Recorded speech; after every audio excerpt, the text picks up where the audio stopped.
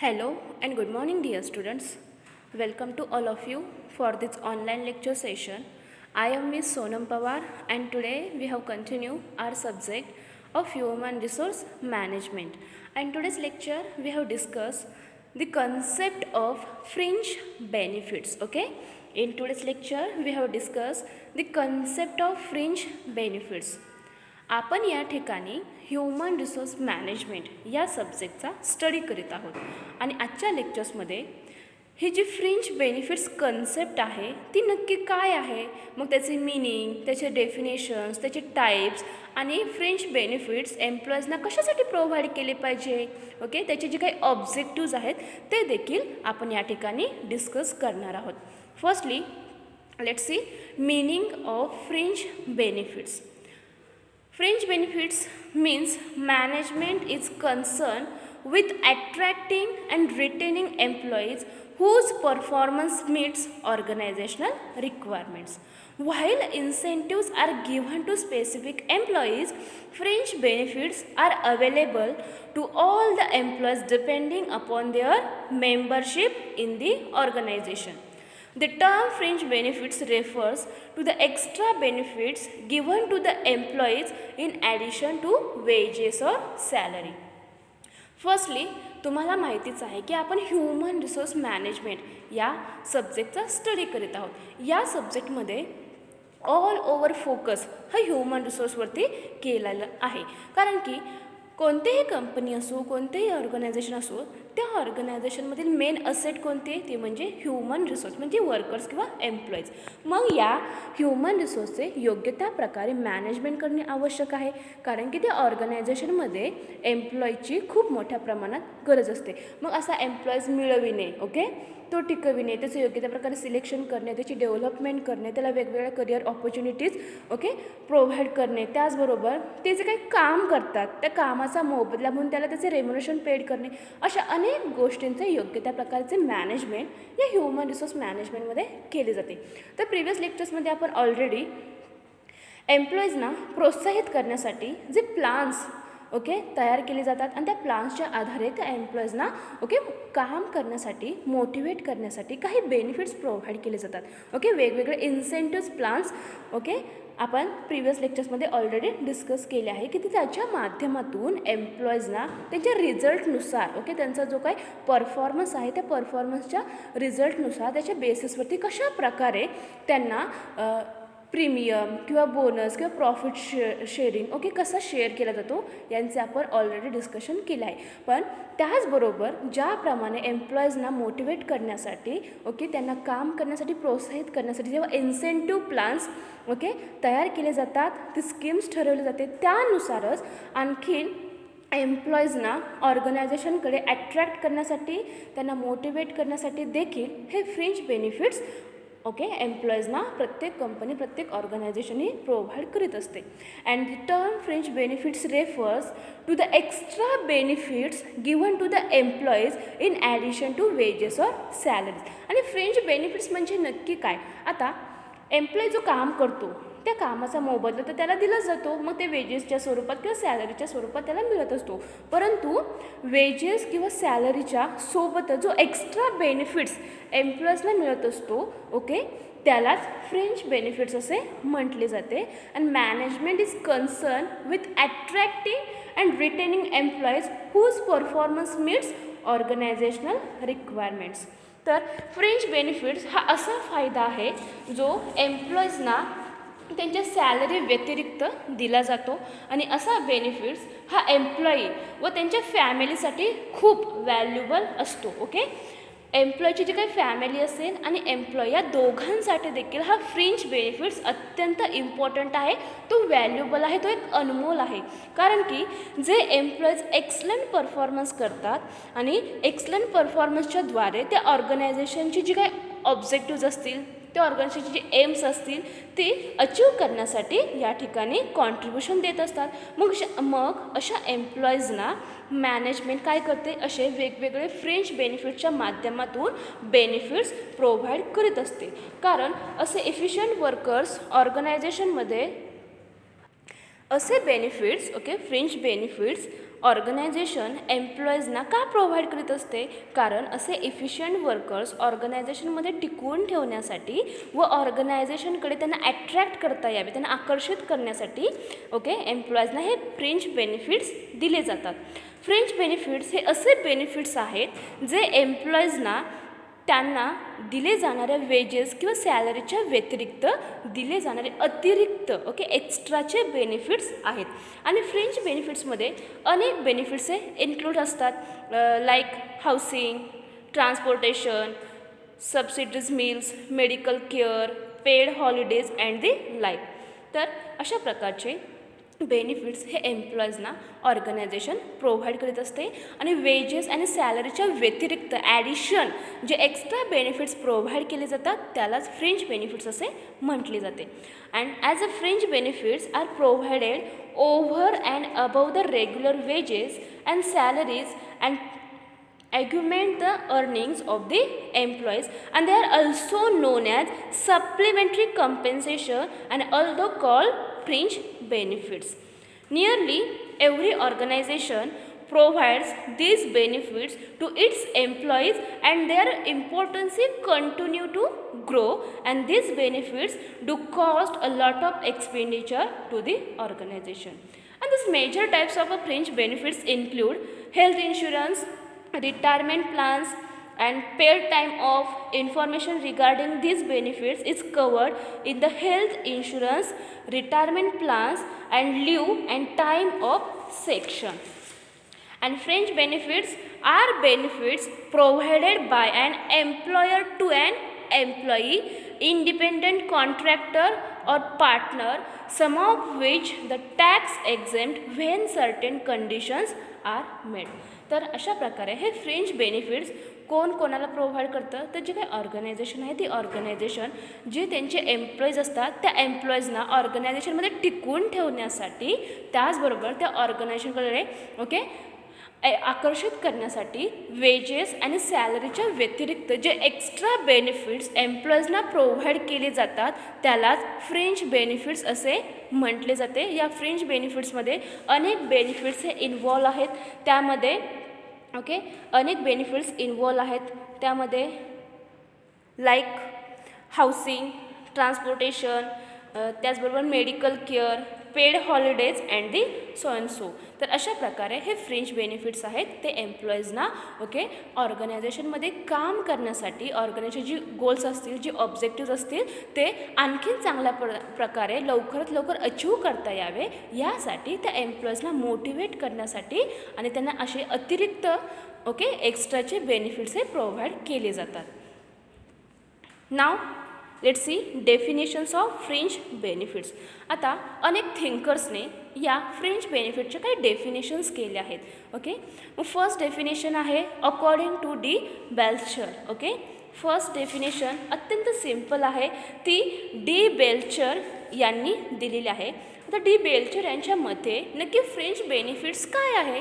तर D Belcher यांच्या मते fringe benefits means are any wage cost not directly connected with the employee's productive effort, performance, service or sacrifice.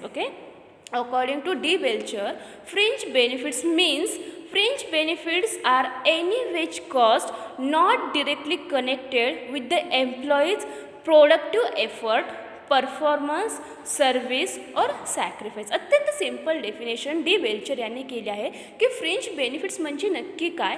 तर D Belcher यांच्या मते fringe benefits ही अशी veg cost आहे जी एम्प्लॉयच्या productive effort, performance, service किंवा त्यांनी दिलेले जे काही सॅक्रिफाईसेस यांच्याशी कोणत्याही प्रकारचे कनेक्शन नाही, तर वेजेस आणि सॅलरीच्या व्यतिरिक्त अतिरिक्त जो एक्स्ट्रा बेनिफिट्स एम्प्लॉईजना प्रोव्हाइड केले जातात त्यालाच फ्रिंज बेनिफिट्स असे म्हटले जाते.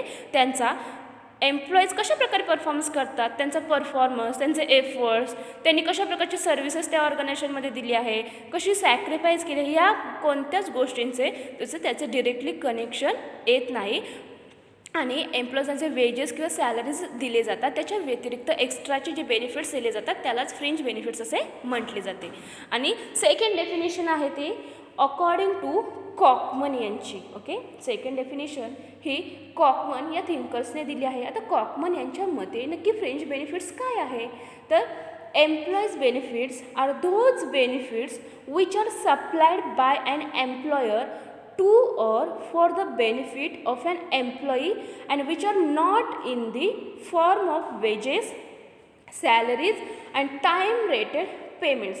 ओके, अत्यंत सिंपल डेफिनेशन देखील या कॉकमॅन या थिंकर्सने केली आहे. आता कॉकमॅन यांच्या मते फ्रिंज बेनिफिट्स म्हणजे नक्की काय, तर फ्रिंज बेनिफिट्स म्हणजे एम्प्लॉईज बेनिफिट्स असे फायदे आहेत की जे एम्प्लॉईजना त्यांच्या फायद्यासाठी प्रोव्हाइड केलेली असतात किंवा ते त्यांना दिलेली असतात. आणि असे बेनिफिट्स हे wedges, salaries, time rated payments या कोणत्याही स्वरूपात दिले जात नाही. की फ्रेंच बेनिफिट्स नक्की कशा स्वरूपात दिले जाते, तर त्यांना त्यांचे हाऊसिंग, ट्रान्सपोर्टेशन किंवा त्यांना हॉलिडेजला जायचं असेल तर paid holidays and medical care असे वेगवेगळ्या स्वरूपात फ्रिंज बेनिफिट्स हे एम्प्लॉईजना प्रोव्हाइड केले जातात. कोणत्याही स्वरूपात ओके वेजेस किंवा सॅलरीज किंवा टाईम रिलेटेड पेमेंट्स याच्या स्वरूपात एम्प्लॉईजना हे फ्रिंज बेनिफिट्स प्रोव्हाइड न करता त्यांना medical care, housing, transportation, holidays, subsidies, meals अशा वेगवेगळ्या ओके टाईपमध्ये त्या एम्प्लॉईजना असे बेनिफिट्स हे प्रोव्हाइड केले जातात. तर अशा प्रकारे हे आपण 2 डेफिनेशन्स फ्रिंज बेनिफिट्सच्या या ठिकाणी डिस्कस केले आहे. त्यामध्ये फर्स्ट डेफिनेशन आहे अकॉर्डिंग टू डी वेल्चर यांची आणि सेकंड डेफिनेशन आहे अकॉर्डिंग टू कॉकमन यांची. According to D Welcher, fringe benefits means what? Fringe benefits are any wage cost not directly connected with the employee's productive effort, performance, service or sacrifice. And second definition according to Cockman, okay, employees benefits are those benefits which are supplied by an employer to or for the benefit of an employee and which are not in the form of wages, salaries and time rated payments. Okay, तर या ठिकाणी आपण fringe benefits म्हणजे काय त्याचे meaning आणि त्याचे definitions okay discuss केले आहेत. त्यानंतर या फ्रिंज बेनिफिट्सचे काही टाईप्स आहेत, त्याचे काही प्रकार आहेत. मग ते टाईप्स नक्की कोणते की ज्याच्या माध्यमातून एम्प्लॉईजना फ्रिंज बेनिफिट्स हे प्रोव्हाइड केले जातात. तर there are 4 most important types of fringe benefits. तर या ठिकाणी फ्रिंज बेनिफिट्सचे 4 असे महत्त्वाचे प्रकार दिलेले आहेत. मग फर्स्ट टाईप आहे for employment security, second type आहे for health protection, then third types of fringe benefits it is for old age and retirement and last is for personal identification, participation and stimulation. There are 4 most important types of fringe benefits. The organization provide a variety of fringe benefits and the fringe benefits are classified under 4 heads. First is for employment security, second is for health protection, third is for old age and retirement and last is for personal identification, participation and stimulation. तर अशा प्रकारचे हे 4 टाईपचे fringe benefits आहेत ती organisation एम्प्लॉईजना okay असे provide करीत असते. आता फॉर एम्प्लॉयमेंट सेक्युरिटी हा जो काही टाईप आहे या टाईपच्या माध्यमातून एम्प्लॉईजना कोणत्या प्रकारचे बेनिफिट्स प्रोव्हाइड केले जातात. तर फर्स्ट टाईप आहे तो for employment security and benefits under this head include unemployment insurance, technological adjustment pay, leave travel pay, overtime pay, leave for negotiation, leave for maternity, leave for grievances, holidays, cost of living bonus, callback pay, layoff, retiring rooms, jobs to the sons or daughters of the employees and the like. तर fringe बेनिफिट्सचे जे काही types आहेत ते आपण या ठिकाणी discuss करीत आहोत. यामधील फर्स्ट टाईप आहे तो फॉर एम्प्लॉयमेंट सेक्युरिटी. तर एम्प्लॉयमेंटच्या सुरक्षितेसाठी देखील असे फ्रिंज बेनिफिट्स एम्प्लॉईजना प्रोव्हाइड केले जातात. मग या टाईपमध्ये कोणत्या प्रकारचे बेनिफिट्स एम्प्लॉईजना प्रोव्हाइड केले जातात, तर यामध्ये okay benefits under this head include unemployment insurance, technological adjustment pay, leave travel pay, overtime pay, level for negotiation, leave for maternity, leave for grievances, holidays, cost of living bonus, callback pay, layoff, retiring rooms, jobs to the sons or daughters and of the employees and the like. तर अशा वेगवेगळ्या प्रकारचे benefits या first टाईपच्या माध्यमातून एम्प्लॉईजना provide केले जातात. त्यानंतर सेकंड टाईप आहे तो फॉर हेल्थ प्रोटेक्शन. पहिले कशासाठी? एम्प्लॉयमेंटच्या सेक्युरिटीसाठी.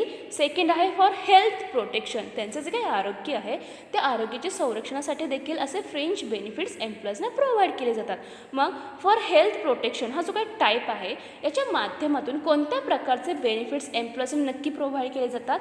तर benefits under these head include accident insurance. Okay, benefits under the fourth health protection include accident insurance, disability insurance, health insurance, hospitalization, life insurance, medical care, sick benefits, sick leave, etc. Okay, म्हणजे एम्प्लॉयचं जे काही health आहे, त्यांचे जे आरोग्य आहे त्याचे protection करता येते, त्याचं संरक्षणासाठी असे बेनिफिट्स या टाईप्सच्या अंतर्गत एम्प्लॉईजना प्रोव्हाइड केले जातात.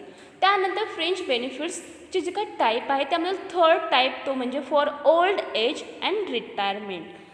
Benefits under for old age and retirement, this category include deferred income plans, pension, gratuity, provident fund, old age assistance, old age counseling, medical benefits for retired employees, traveling concession to retired employees, jobs to sons or daughters of the deceased employee and the like. तर अशा प्रकारे ज्यांचे age जास्त झाले आहेत किंवा एक employee retired झालेले आहेत त्यांच्यासाठी देखील असे French benefits okay organization provide करत असते. मग हा जो काही टाईप आहे फ्रेंच बेनिफिट्सचा थर्ड नंबरचा फोल्ड एज अँड रिटायरमेंट, याच्याद्वारे कोणते बेनिफिट्स ऑर्गनायझेशन एम्प्लॉईजना प्रोव्हाइड करते? तर यामध्ये okay benefits under this category include deferred income plans, pension, gratuity, provident fund, old age assistance,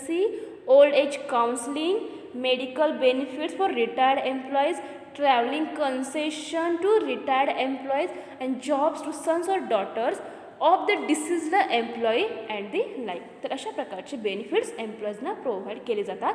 आणि या फ्रेंच बेनिफिट्समधील जो लास्ट टाईप आहे तो आहे for personal identification, participation and stimulation. Okay, चौथा टाईप कोणता आहे या फ्रेंच बेनिफिट्सचा? तो म्हणजे for personal identification, participation and stimulation.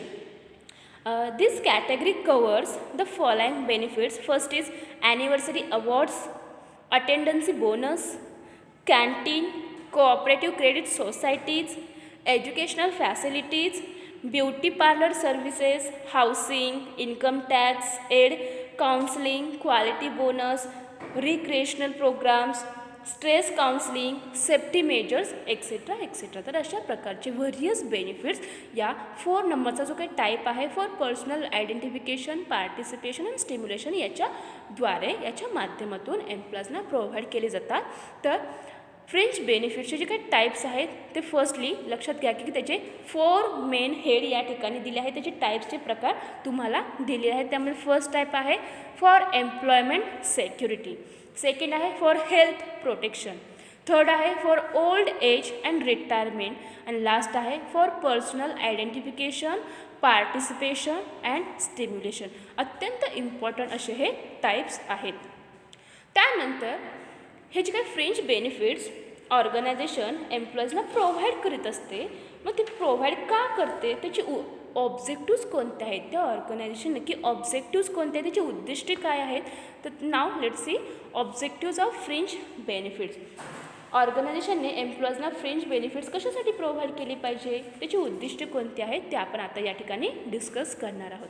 तर फर्स्ट ऑब्जेक्टिव्ज आहे या फ्रेंच बेनिफिट्सचा तो म्हणजे to meet the needs of employees and safeguard them against certain hazards of life, particularly the ones which an individual, especially of small means, cannot himself provide for. तर first objective काय आहे तर एम्प्लॉईच्या गरजा पूर्ण करणे आणि त्यांचं जे काही लाईफ आहे ते लाईफ सेक्युअर करण्यासाठी त्यांना वेगवेगळ्या धोक्यांपासून त्यांचं संरक्षण करता यावे, विशेषतः ज्यासाठी एखादी व्यक्ती विशेषतः लहान मार्गाने ती स्वतः इन्कम मिळवत असेल, तर अशा एम्प्लॉईजना त्यांचं संरक्षण देण्यासाठी त्यांना संरक्षण मिळवून देण्यासाठी त्यांच्या सेफगार्डसाठी असे बेनिफिट्स एम्प्लॉईजना प्रोव्हाइड करणे आवश्यक असते. हा फर्स्ट ऑब्जेक्टिव्ह आहे.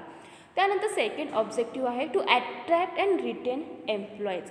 आता एम्प्लॉईजना ऑर्गनायझेशनकडे आकर्षित करण्यासाठी आणि त्यांना ऑर्गनायझेशनमध्ये कायमस्वरूपी टिकवून ठेवण्यासाठी हे फ्रेंच बेनिफिट्स एम्प्लॉईजना प्रोव्हाइड केले जातात.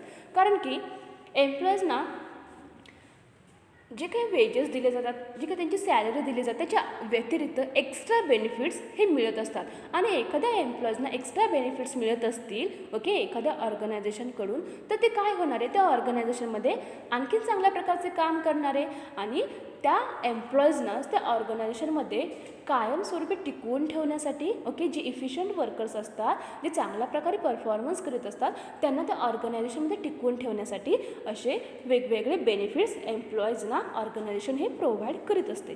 त्यानंतर थर्ड ऑब्जेक्टिव्ह आहे या फ्रेंच बेनिफिट्स प्रोव्हाइड करण्याचा, तो म्हणजे to earn gratitude and loyalty of the employees. आता ग्रॅटिट्यूड मीन्स कृतज्ञता आणि लॉयल्टी मीन्स निष्ठा. तर एम्प्लॉईजकडून कृतज्ञता मिळवण्यासाठी व त्यांची लॉयल्टी वाढवण्यासाठी, ती निष्ठा वाढवण्यासाठी ती मिळवण्यासाठी हे एम्प्लॉईजना फ्रेंच बेनिफिट्स प्रोव्हाइड केले जातात. Then next objective of French benefits it is to remain competitive in the market with regard to the provisions of French benefits. तर मार्केटमध्ये फ्रेंच बेनिफिट्ससाठी ज्या काही प्रोव्हिजन्स आहेत त्या प्रोव्हिजन्सच्या बाबतीत स्पर्धात्मक राहण्यासाठी, म्हणजे कॉम्पिटेटिव्ह ॲडव्हान्टेजेस मिळवण्यासाठी देखील. कारण की आता मार्केटमध्ये टिकून राहायची असेल तर प्रत्येक ऑर्गनायझेशनला अनेक प्रकारची त्या ठिकाणी दक्षता घ्यावी लागते, काळजी घ्यावी लागते की जेणेकरून मार्केटमध्ये टिकून राहता येईल. मग यासाठी फर्स्ट मेन फॅक्टर म्हणजे एम्प्लॉईज. आता एम्प्लॉईजच ऑर्गनायझेशनमध्ये नसतील तर ते ऑर्गनायझेशन रन होणार आहे का? नाही. मग ऑर्गनायझेशन योग्य त्या प्रकारे रन करण्यासाठी त्यांनी त्यांचा बिझनेस एक्सपांड करता यावा, त्यांना मार्केटमध्ये स्वतःचे एक चांगल्या प्रकारचे पोझिशन, स्टेटस चांगल्या प्रकारचे मिळवता यावे, यासाठी असे वेगवेगळे बेनिफिट्स एम्प्लॉईजना प्रोव्हाइड केले जातात आणि त्याच्यामधून कॉम्पिटेटिव्ह ॲडव्हान्टेजेस स्पर्धात्मक काही फायदे मिळवण्याचा प्रयत्न करण्यासाठी असे बेनिफिट्स एम्प्लॉईजना ऑर्गनायझेशन हे प्रोव्हाइड करीत असते. त्यानंतर नेक्स्ट ऑब्जेक्टिव्ह आहे to boost the image of the organisation.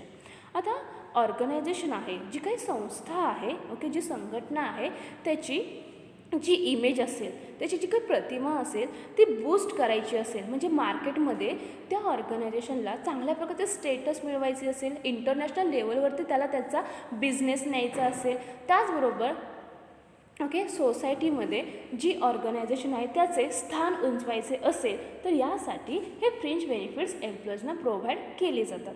कारण की जर एम्प्लॉई ते ज्या ऑर्गनायझेशनमध्ये काम करतात त्या ठिकाणी सॅटिस्फाय असतील, त्यांना कामापासून समाधान मिळत असेल, त्यांना त्यांची सॅलरी चांगल्या प्रमाणात मिळत असेल, सॅलरी बरोबरच त्यांना एक्स्ट्रा बेनिफिट्स म्हणजे त्यांच्या संरक्षणासाठी संरक्षण मिळवण्यासाठी, त्याचबरोबर एखादा व्यक्ती एखादा एम्प्लॉई ची डेथ झाली असेल किंवा तो अपंग झाला असेल कारण तर त्या व्यतिरिक्त काय केले जाते, तर त्या एम्प्लॉईजना त्यांची जी काही फॅमिली असेल त्या फॅमिलीला देखील असे बेनिफिट्स हे प्रोव्हाइड केले जातात. आणि हे जे काही फ्रेंच बेनिफिट्स आहे ते एम्प्लॉई बरोबरच त्याची जी काही फॅमिली असेल, त्याचं जे काही कुटुंब असेल त्यांच्यासाठी देखील तेवढ्याच मोठ्या प्रमाणात इम्पॉर्टंट असतात. कारण की एखाद्या एम्प्लॉईची डेथ झाली असेल तर त्याच्या जागी त्याचा जर मुलगा असेल, त्याची जी काही मुलगी असेल, त्याला त्या ऑर्गनायझेशनमध्ये जॉब मिळू शकतो. त्याचबरोबर हे फ्रेंच बेनिफिट्स हे अत्यंत इम्पॉर्टंट आहे. त्यामधून त्याची हेल्थचं संरक्षण मिळवण्यासाठी ऑर्गनायझेशन बेनिफिट्स प्रोव्हाइड करत असते. त्याचबरोबर त्याची रिटायरमेंट जेव्हा होईल किंवा त्याचं एज जेव्हा वाढत जाते, जेव्हा एम्प्लॉई ओल्ड होतो त्यावेळेस देखील ऑर्गनायझेशन त्या एम्प्लॉईजना असे बेनिफिट्स हे प्रोव्हाइड करत असते. म्हणून हे फ्रेंच बेनिफिट्स अत्यंत इम्पॉर्टंट आहेत एम्प्लॉईच्या दृष्टीने देखील आणि ऑर्गनायझेशनच्या देखील दृष्टीने. त्यानंतर नेक्स्ट ऑब्जेक्टिव्ह आहे, हे जे काही बेनिफिट्स ऑर्गनायझेशन एम्प्लॉईजना प्रोव्हाइड करत असते त्यातील to seek meaningful cooperation of employees in production process. Okay, next objective काय आहे? To seek meaningful cooperation of employees in production process. तर यामध्ये जे एम्प्लॉईज आहेत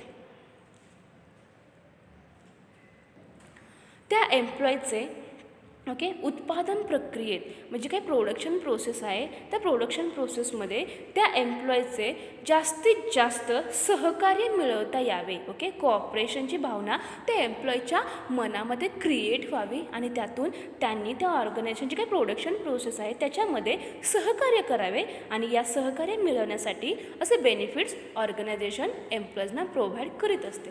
then next objective of French benefits it is to infuse confidence, motivate आणि boost morale of the employees. Okay, हा देखील अत्यंत इम्पॉर्टंट असा ऑब्जेक्टिव्ह आहे की to infuse confidence, motivate and boost morale of the employees.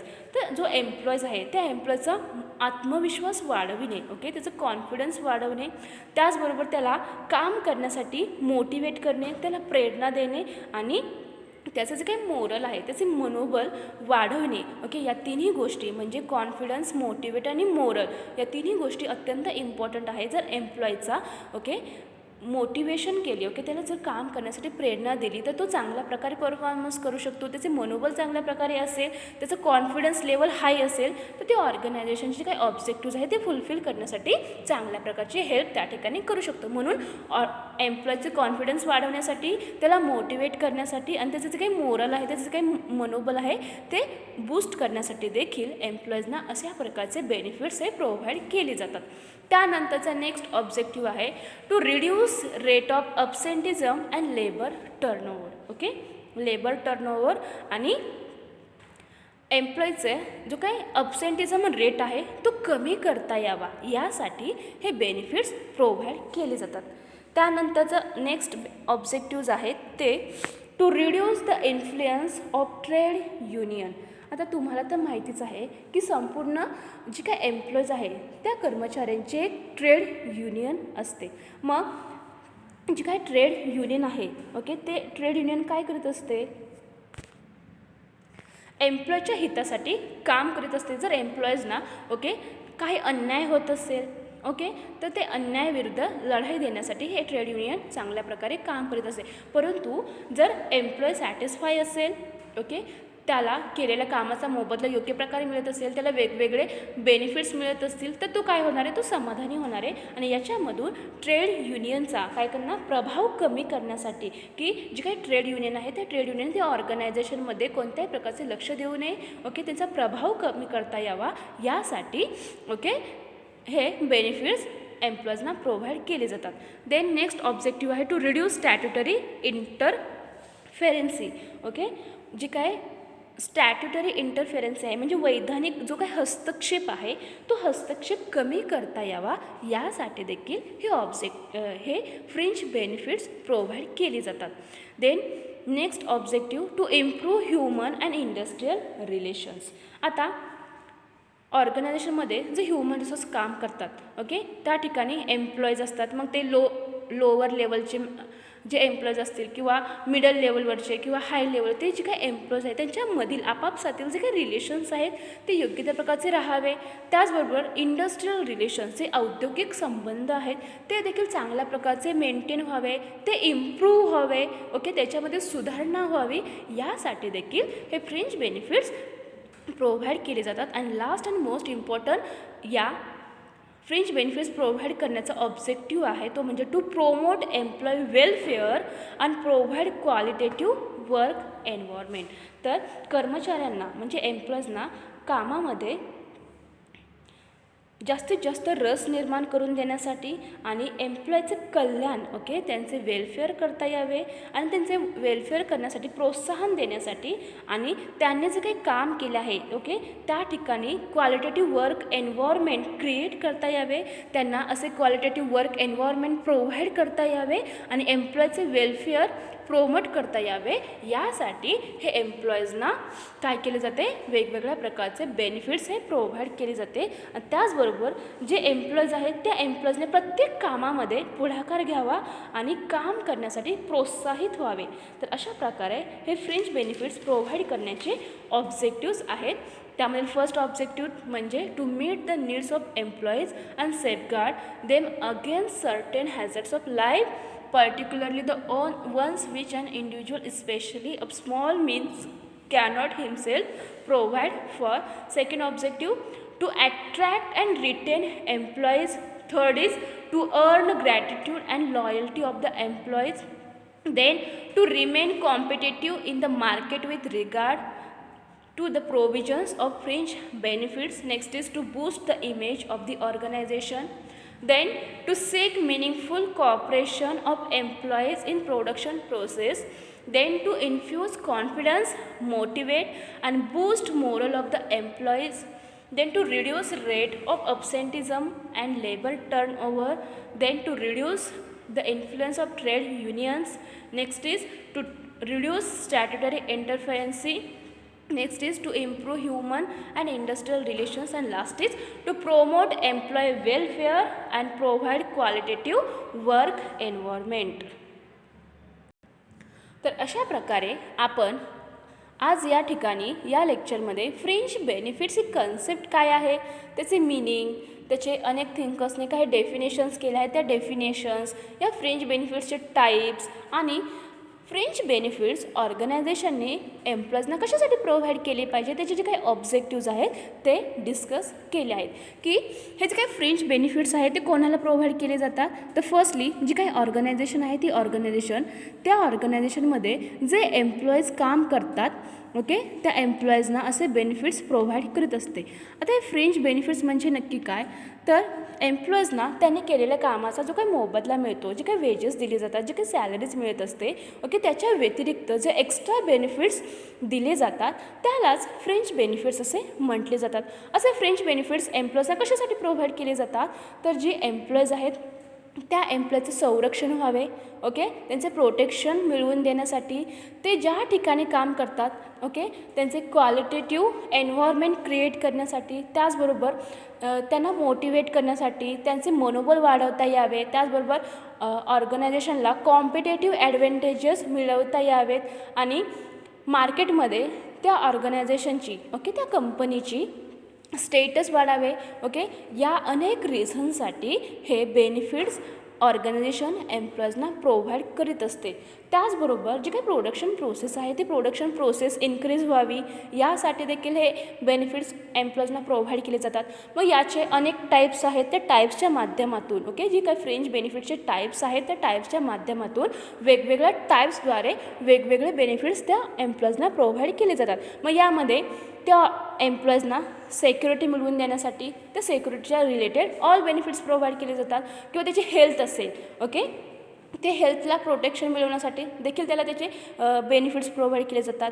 त्यानंतर जे एम्प्लॉईज आहेत ते ओके रिटायर झाल्यानंतर किंवा त्यांचे ओके एज हे ओल्ड झाल्यानंतर ओके त्यानंतर देखील त्यांना असे बेनिफिट्स प्रोव्हाइड केले जातात. हे जे काही फ्रिंज बेनिफिट्स आहेत ते एम्प्लॉईजच्या दृष्टीने देखील इम्पॉर्टंट आहेत आणि ऑर्गनायझेशनच्या दृष्टीने देखील तेवढेच इम्पॉर्टंट आहे. आणि एम्प्लॉईबरोबरच त्याची जी काही फॅमिली आहे ओके एम्प्लॉईची जी काही फॅमिली आहे त्या फॅमिलीसाठी देखील हे फ्रिंज बेनिफिट्स अत्यंत इम्पॉर्टंट असतात.